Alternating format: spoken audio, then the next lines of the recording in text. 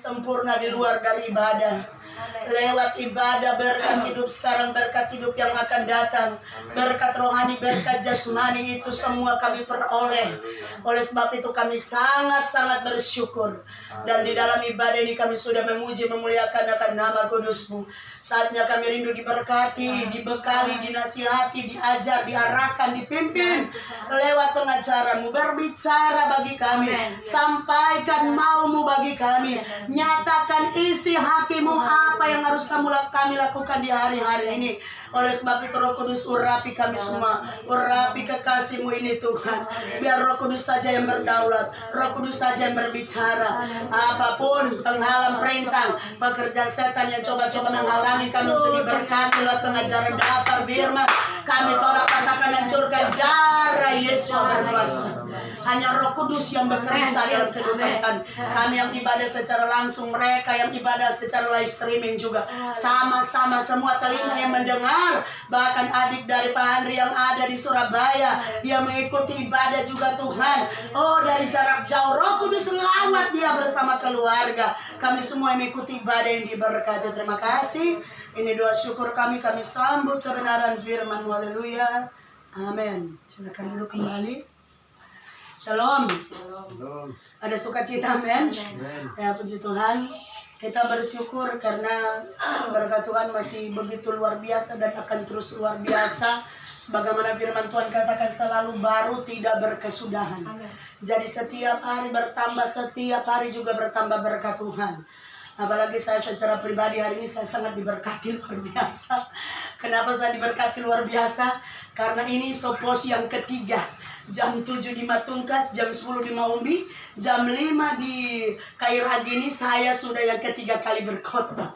Jadi saya adalah orang yang sangat diberkati hari ini. Jadi puji Tuhan. Saya percaya kalau saya diberkati, saudara yang mendengar firman pun saudara diberkati. Sebab yang memberkati saudara bukan saya, tapi yang memberkati saudara adalah Bapa Yahweh sendiri, bahkan firman yang saudara dengar. Nah, hari ini saya akan mengajar kita semua tentang mengutamakan Tuhan. Mengutamakan kepentingan Tuhan itu mendatangkan berkat. Sebaliknya, mengutamakan kepentingan diri sendiri itu mendatangkan kerugian. Atau bisa saja, ya, saya kategorikan kena kutuk. Nah, saudara, tentu saja kita akan belajar. Selalu pelajaran kita didasari dengan pengajaran firman Tuhan.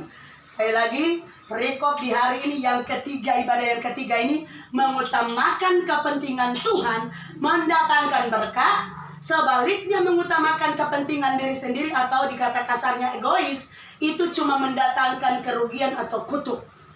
Nah, saudara, mari saya mengajak kita buka di dalam kitab Nabi Hagai. Sekali lagi kita buka di dalam kitab Nabi Hagai. Hagai pasal yang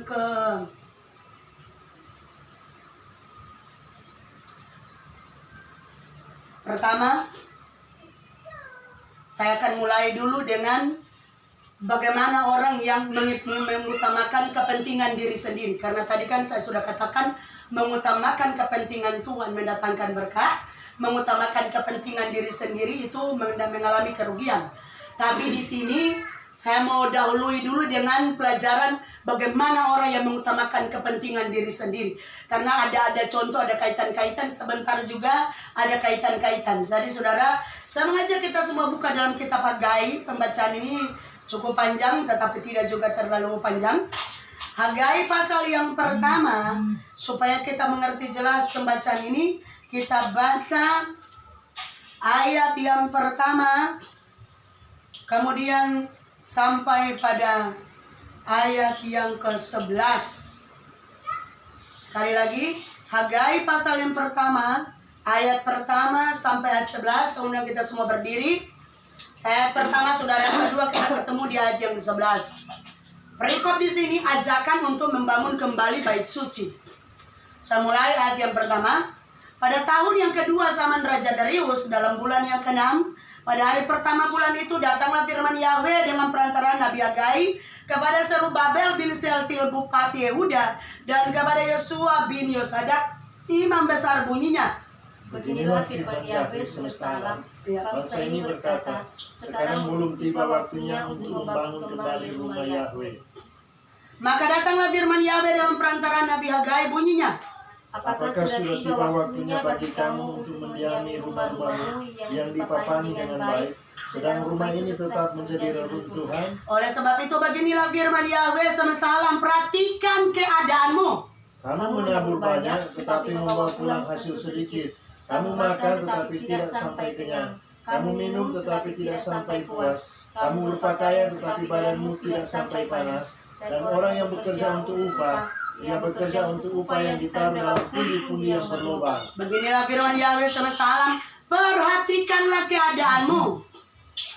Jadi naiklah ke gunung, bawalah kayu dan bangunlah rumah itu, maka aku akan berkenan kepadanya dan akan menyatakan kemuliaanku di situ, firman Yahweh. Kamu mengharapkan banyak tetapi hasilnya sedikit. Dan ketika kamu membawanya ke rumah, aku menghembuskannya oleh karena apa? Demikianlah firman Yahweh semesta alam. Oleh karena rumahku yang tetap menjadi reruntuhan, sedang kamu masing-masing sibuk dengan urusan rumahnya sendiri. Itulah sebabnya langit menahan embunnya dan bumi menahan hasilnya. Sama-sama. Dan aku memanggil kekeringan datang ke atas negeri, ke atas gunung-gunung, ke atas gandum, ke atas anggur, ke atas minyak, ke atas segala yang dihasilkan tanah, ke atas manusia dan hewan, dan ke atas segala hasil usaha. Katakan amin. Saudara, kalau saudara simak baik-baik, saudara, saya bisa simpulkan inilah akibat daripada orang yang hanya mementingkan diri sendiri. Jadi ternyata saudara, secara sekuler saja kita ini dikatakan manusia sosial, iya toh? Berarti peduli dengan orang lain, apalagi peduli dengan kepentingan Tuhan. Tapi kalau orang yang tidak peduli dengan kepentingan Tuhan, orang yang egois, cuma urusannya sendiri, dia dan terus dia, segala sesuatu cuma berpatokan pada diri sendiri. Pokoknya cuma untuk keuntungan diri sendiri, kesenangan diri sendiri, saudara. Tanpa memusingkan dengan yang namanya kepentingan Tuhan. Ternyata saudara, tidak perlu saya jelaskan banyak-banyak. Ayat per ayat tadi sudah sangat cukup membuat kita mengerti. Amin. Sebab ini bukan perumpamaan. Ini perkataan yang sangat jelas, saudara. Boleh bayangkan, saudara? Firman Tuhan katakan, semua yang dihasilkan, semua yang diusahakan, semua yang dikerjakan, firman Tuhan katakan tidak ada hasil yang terbaik. Saudara, kalau saudara simak baik-baik, saudara, sangat jelas tadi firman Tuhan dia katakan. Coba ayat yang keempat tadi kan dia bilang toh, apakah sudah waktunya bagi kamu untuk mendiami rumah-rumahmu? Berarti memang orang-orang ini cuma memperhatikan keadaan diri sendiri. Itu sangat jelas. Bahkan mereka katakan, belum waktunya. Artinya saudara, orang-orang seperti ini adalah orang-orang yang saudara masa bodoh dengan pekerjaan Tuhan. Artinya dia tidak peduli pelayanan mau maju atau tidak, orang lain diselamatkan atau tidak, dia tidak peduli. Jadi sifat egois yang sangat tinggi, saudara. Di sekitar dia mau jadi apa, keluarganya mau selamat apa tidak, dia tidak ada punya kepedulian. Karena memang sangat jelas, saudara, firman Tuhan katakan di sini sangat jelas. Bangsa ini berkata, ayat 12, sekarang belum tiba waktunya untuk membangun kembali rumah Tuhan. Bahkan kalau di ayat yang ke berapa tadi? Sampai pada ayat yang ke 6, 5 dan 6. Ini firman Tuhan katakan sangat jelas. Oleh sebab itu beginilah firman Yahweh semesta alam. Perhatikanlah keadaanmu. Kamu menabur banyak. Nah, saudara coba lihat. Coba kita simak kalimat ini, saudara. Kalau menabur banyak itu berarti kan kerja keras, iya toh? Kalau istilahnya dalam satu hari, taruhlah dia petani. Kalau dia kerjanya, taburannya cuma sedikit, berarti tidak terlalu menguras tenaga, tidak juga terlalu menguras waktu, tidak juga terlalu kecapean. Tapi kalau bicara menabur banyak, berarti mungkin waktunya sudah tersita habis di situ. Bisa saja saya katakan tidak ada lagi waktu istirahat. Karena dikatakan menabur banyak. Tapi ternyata orang yang masa bodoh dengan kepentingan Tuhan, tidak peduli dengan kepentingan Tuhan, cuma peduli dengan kepentingan urusan dirinya sendiri, saudara. Biar kerja. Apa Tuhan bilang di sini? membawa pulang hasil sedikit. Ini mengecewakan, saudara. Bahkan lebih banyak lagi yang dipaparkan selanjutnya. Tetapi bahkan kamu makan, tetapi tidak sampai kenyang. No, boleh bayangkan, saudara. Orang kerja itu supaya cari apa, saudara, kalau bukan cari makan?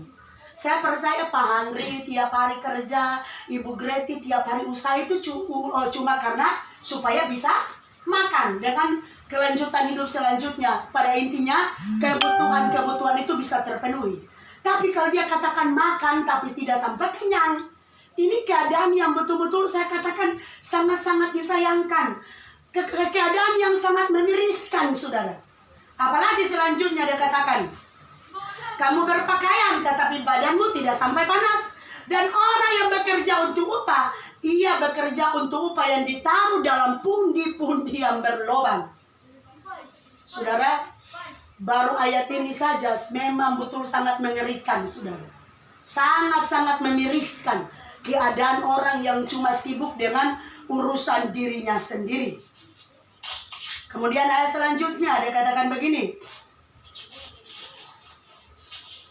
Ayat yang ke-9. Kamu mengharapkan banyak, tetapi hasilnya sedikit, sama dengan yang di atas. Dan ketika kamu membawanya ke rumah, aku menghembuskannya. Oleh karena apa? Demikianlah firman Yahweh semesta alam. Oleh karena rumahku yang tetap menjadi reruntuhan, sedang kamu masing-masing sibuk dengan urusan rumahnya sendiri. Sekali lagi ini ayat ini jelas. Orang yang cuma sibuk dengan urusan rumahnya sendiri, cuma sibuk dengan kepentingannya sendiri, saudara, ternyata hasil kerja yang dia usahakan dengan jerih lelah itu dia bawa ke rumah, Tuhan hembuskan. Bukankah banyak kali saudara kita dengar pengalaman-pengalaman dari orang-orang yang banyak kali bersaksi, sudah kerja-kerja tapi rupa tidak ada hasilnya sama sekali. Sudah berusaha, kata kasarnya sudah bacakar dengan 20 jari, tetapi kelihatannya tidak mendatangkan hasil apa-apa. Sepertinya saudara, kalau firman Tuhan katakan ada belalang pelaha, ada belalang pindahan, ada juga belalang pelompat. Artinya selalu ada saja berkat itu tidak jadi bagiannya, tapi selalu saja dicuri. Artinya saudara, Tuhan mengizinkan yang namanya kerugian itu datang. Karena apa, saudara? Ini sangat jelas. 2 ayat ini saja saudara sangat jelas, saudara, bahwa masing-masing sibuk dengan urusan sendiri. Saudara, Tuhan tidak larang kita kerja, karena memang manusia hidup kerja, ya toh, istilahnya, supaya kita juga bisa menyambung hidup. Karena Amsal saja katakan, orang tidak kerja, orang malas jangan dikasih makan. Tapi yang Tuhan tidak mau di sini, yaitu jangan sampai, artinya orang fokus hidup cuma berpola pada diri sendiri. Betul? Sementara Tuhan panggil kita, Tuhan pilih kita, Tuhan tetapkan kita, itu ada tanggung jawab kita di muka bumi ini. Tentu saja Tuhan berkati kita untuk jadi berkat bagi orang lain, jadi berkat dalam pelayanan. Artinya kita dipilih itu untuk mengurus yang namanya kepentingan Tuhan di bumi ini, saudara. Kalau tidak ada kepentingan Tuhan di bumi ini, ngapain juga Tuhan susah-susah pilih kita? Iya toh? Tapi karena ada kepentingan Bapa Yahweh di muka bumi ini, tentunya kepentingan Bapa Yahweh yang paling pertama itu keselamatan jiwa. Itu yang paling pertama. Soal pelayanan organisasi itu nomor yang kesekian.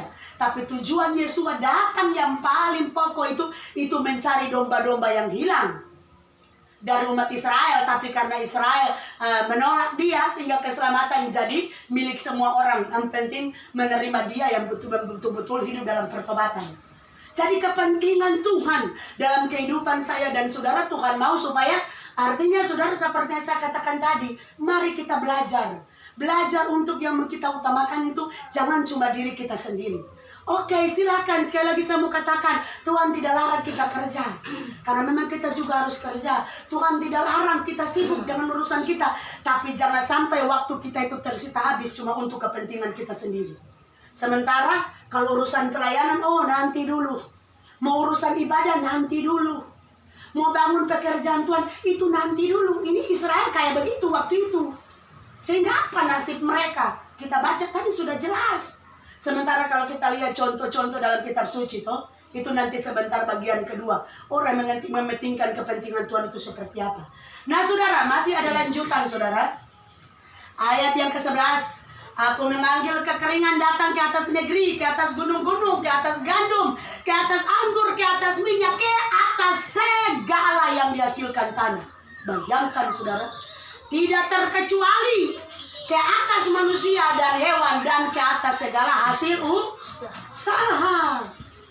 Jadi saudara, semua saudara, segala hasil usaha Tuhan datangkan kekeringan.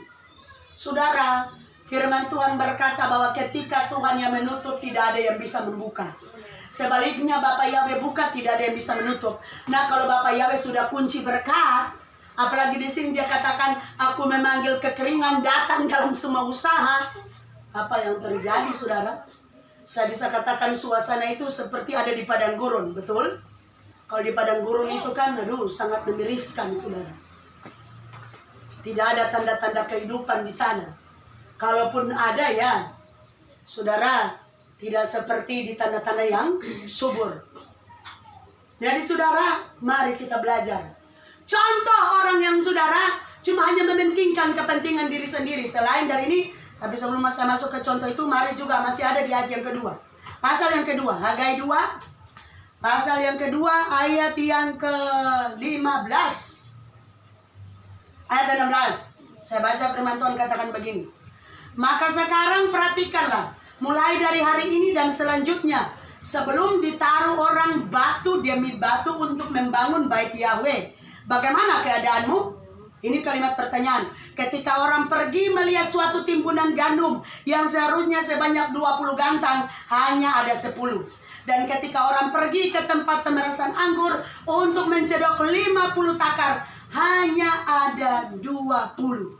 Aku telah memukul kamu dengan hama dan penyakit gandum dan segala yang dibuat tanganmu dengan hujan batu. Namun kamu tidak berbalik kepadaku, demikianlah firman Yahweh.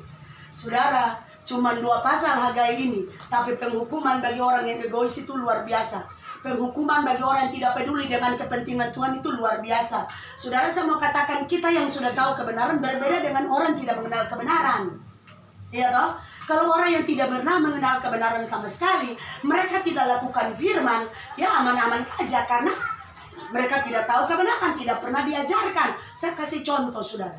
Orang-orang yang hidup di luar Tuhan, tanpa mereka andalkan Tuhan, mereka berusaha tetap diberkati. Betul?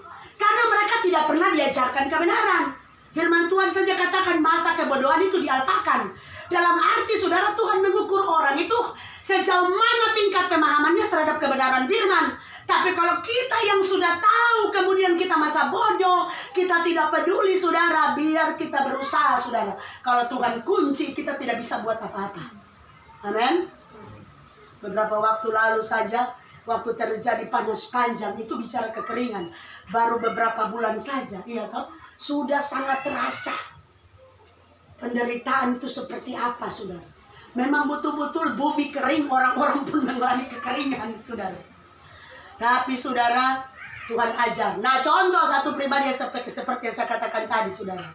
Kita lihat tentang pribadi Yunus. Saya tidak perlu baca di sana, tapi saya percaya kalau cerita tentang Yunus itu semua orang sudah tahu. Yunus ini tipe orang yang egois, saudara. Cuma mementingkan kepentingan diri sendiri. Sementara yang awalnya tadi saya katakan kepentingan Bapak Yahweh itu keselamatan jiwa. Itu yang paling pertama. Kalau soal pelayanan, pembangunan bait Tuhan, rumah ibadah secara fisik, saudara, itu urusan selanjutnya. Karena itu sebentar akan dihancurkan. Tapi bicara tentang keselamatan jiwa, itu bicara tentang kekekalan, saudara. Dan itu tujuan pertama Yesus datang ke muka bumi. Sementara Yunus apa, saudara? Kepentingan Bapak Yahweh supaya Niniwe itu diselamatkan. Tapi dasar egois, tidak mau mengutamakan kepentingan Tuhan. Cuma suka cari senang sendiri. Apa dia akibat, saudara? Untung kasih karunia Bapak Yahweh masih berlaku. Begini Yunus habis ditelan ikan. Dan saudara, puji Tuhan masih ada kesadaran. Ini akibat, saudara. Kalau tadi di dalam kitab Hagai, semua pekerjaan tidak ada yang diberkati. Semua usaha-usaha tidak ada yang diberkati. Iya toh? Semua mengalami kekeringan. Usaha ini, usaha itu, usaha segala macam tidak ada yang berhasil. Kalau Yunus, saudara, bukan cuma soal berkat finansial, diri sendiri yang mengalami kerugian. Ketika coba-coba, saudara, tidak mau mengutamakan kepentingan Tuhan untuk keselamatan jiwa, apa yang terjadi saudara? Hampir-hampir nyawa melayang. Untung saja Tuhan masih punya kepentingan dengan Niniwe. Kalau tidak saudara, Yunus mati binasa. Betul? Jangan sampai saudara, kita mengalami kerugian dulu baru kita sadar. Jangan saudara. Jangan tunggu nanti usaha sudah tidak diberkati. Jangan tunggu nanti bangkrut dulu. Jangan tunggu saudara. Alangkah baiknya ketika kita diajar firman Tuhan, kita langsung praktekkan. Sebab memang saudara, kalau hukum ekonomi, semakin keluar banyak, semakin rugi, ya toh. Kalau orang diberkati itu pemasukan sebanyak-banyaknya, diusahakan pengeluaran itu sedikit saja. Supaya cepat jadi kaya. Tapi kalau ilmu Tuhan bukan begitu. Aturan firman bukan begitu. Menabur banyak, menuai banyak. Semakin pelit, semakin berkekurangan. Makanya saya bilang tadi, kalau orang di luar yang tidak mengenal kebenaran, dia pelit, dia atur keuangannya sedemikian rupa, dia tidak, kalau boleh keluarnya sedikit saja, bisa jadi kaya karena dia tidak mengerti kebenaran, dia tidak pernah diajar. Tapi kalau kita saudara, ada firman Tuhan katakan, ada yang menghemat luar biasa. Amsal berapa itu? Coba bantu saya untuk mencari karena saya tidak tandai di sini. Ada yang menghemat luar biasa, tetapi tetap saja berkekurangan. Karena ada kaitan saya perlu bawa saudara. Supaya nantinya jangan saya bicara tapi tidak ada yang meneguhkan. Tidak ada ayat yang meneguhkan. Ada yang sudah dapat?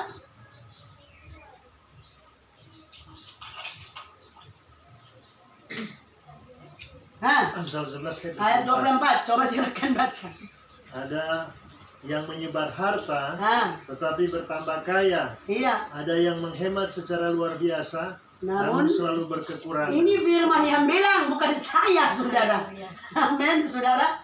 Dan saya sudah lihat bukti banyak dalam pelayanan saudara. Dan sebentar ada contoh-contohnya. Dan cenderung orang yang cuma urus kepentingan diri sendiri, egois, itu adalah orang yang paling gampang bersungut. Kenapa saudara? Ketika sesuatu yang dia inginkan itu harus ada dalam dirinya, dia tidak dapat, pada akhirnya bersungut. Karena selalu cuma berfokus, berpola pada diri sendiri. Contohnya seperti yang saya katakan tadi, Yunus. Ketika saudara, dia dipaksakan oleh Bapak Yahweh. Ini saya bisa katakan Bapak Yahweh paksakan karena kepentingan Bapak Yahweh. Tapi ujung-ujung hidup dari Yunus itu kayak apa saudara? Karena memang dari awalnya dia tidak peduli dengan kepentingan Tuhan. Dia tidak tahu bahwa Tuhan punya tujuan itu Niniwe itu, jiwa-jiwa itu sangat berharga, harus diselamatkan. Tapi karena dia tidak peduli, orang yang tidak peduli dengan kepentingan Tuhan, egois, cuma berpola, berfokus pada diri sendiri, itu orang gampang bersungut. Dan memang saudara, kalau baca cerita dari Yunus, sampai hari matinya saudara, saya bisa katakan bersungut terus. Ketika saudara, dia bernubuat, 40 hari lagi Niniwe akan ditunggang balikan. Ketika nubuatan itu tidak jadi bukan karena Tuhan berdusta, tapi karena ada pertobatan dari kota Niniwe. Bagaimana Bapak Yahweh tidak berbelas kasihan? Dari raja sampai binatang puasa 3 hari. Ini kan ketika dengar ancaman kan mereka ada pertobatan. Jadi ketika apa yang dia nubuatkan tidak jadi, dia marah ke Tuhan. Bukan main saudara. Ternyata orang yang cuma fokus pada diri sendiri, orang yang egois, pertama cenderungnya itu bersungut. Kedua saudara, enter Tuhan sampai Tuhan pun dia marah. Ada kan saudara, kalau saudara selidiki di kitab Yunus, saudara akan temukan di sana. Ketika juga Tuhan tumbuhkan pohon jarak yang menutupi tubuhnya sehingga dia rasa segar. Begitu besok pohon jarak itu mati saudara, dia marah lagi ke Tuhan. Haleluya saudara. Boleh bayangkan saudara, bukan manusia yang dia marah, Tuhan yang dia marah. Sampai Tuhan bertanya, selayaknya kau engkau marah? Apa dia saut ke Tuhan? Memang selayaknya aku marah sampai mati. Makanya saya bilang tadi, sampai hari mati dia marah. Orang yang egois itu cenderung orang itu pemarah. Betul saudara. Karena berani orang tak salah dan dia pasti dia marah. Egois toh. Orang buat sesuatu yang tidak sesuai dengan kepentingannya, keinginannya, pasti dia marah saudara. Karena memang seperti itu. Maunya dirinya sendiri yang senang. Maunya pokoknya dia itu yang terbaik untuk dirinya sendiri. Jadi kalau ada kesalahan dari orang lain, pasti dia marah. Jadi saudara, hati-hati. Jangan sampai kita sama seperti Yunus, amin. Tidak mengutamakan kepentingan Tuhan, cuma berfokus pada diri sendiri. Ini contoh. Memang sudah Saya lihat sudah cukup sangat panjang untuk ini. Seperti yang saya katakan tadi, akibat daripada orang yang hanya berfokus pada diri sendiri atau tidak mengutamakan kepentingan Tuhan. Bisa dikatakan ini pahala atau upah bagi orang yang cuma mementingkan diri sendiri. Sebaliknya saudara, bagaimana sih keadaan orang yang mementingkan kepentingan Tuhan? Saudara, kita kembali lagi di Hagai tadi, saudara. Ayat yang ke Hagai 2, ayat yang ke-19 dan ayat yang ke-20. Coba tolong dibaca. Hagai 2 ayat 19 sampai 20.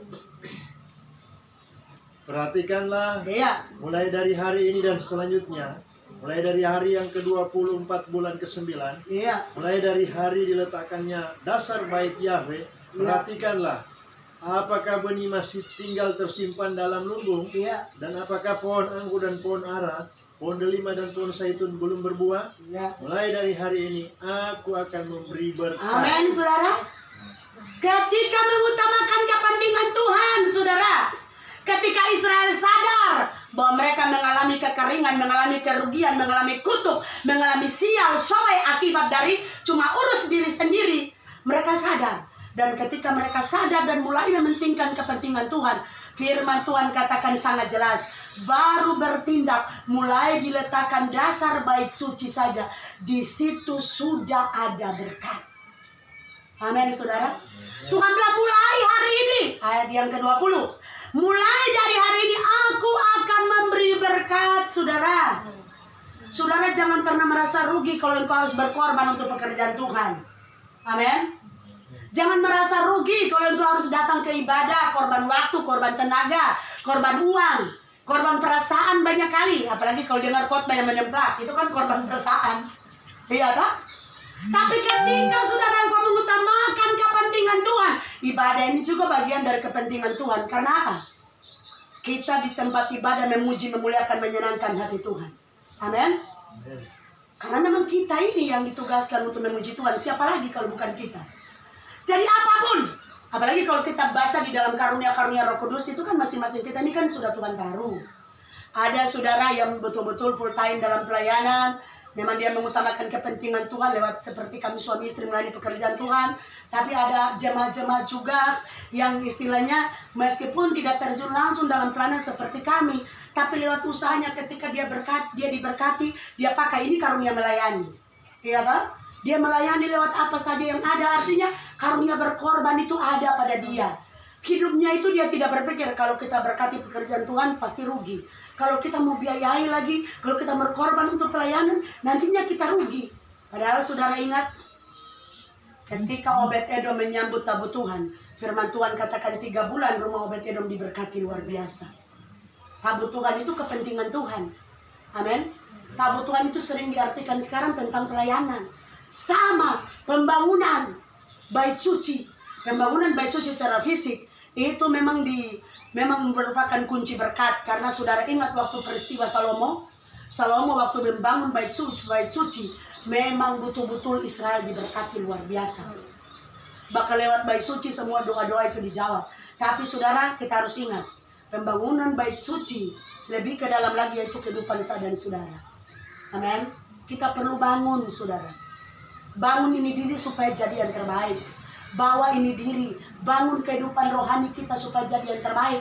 Karena saudara, biar bangunan megah sekalipun, biayanya mungkin sangat banyak, tapi bangunan secara rohani, yaitu kehidupan saya dan saudara, kita tidak bangun, kita tidak pedulikan, kita pun tidak akan diberkati, saudara.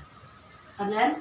Jadi saya mau bawakan di sini mengutamakan kepentingan Tuhan secara fisik maupun secara rohani, ya, yang perlu kita peduli dengan kehidupan kita sendiri, yaitu bangun kehidupan secara rohani. Nah saudara, contoh-contoh. Ini saya mulai bawa ke contoh-contoh orang yang mengutamakan kepentingan Tuhan.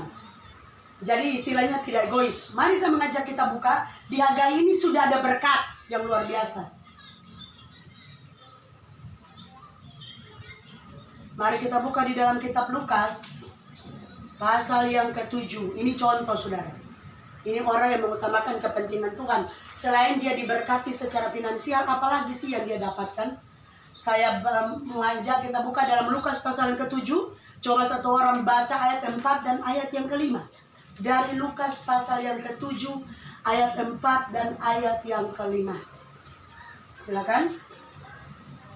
4. Iya. Mereka datang kepada Yesus dan dengan sangat mereka meminta pertolongannya, katanya, Ia layak engkau tolong, Iya. sebab Ia mengasihi bangsa kita dan Dialah yang menanggung pembangunan rumah ibadat kami.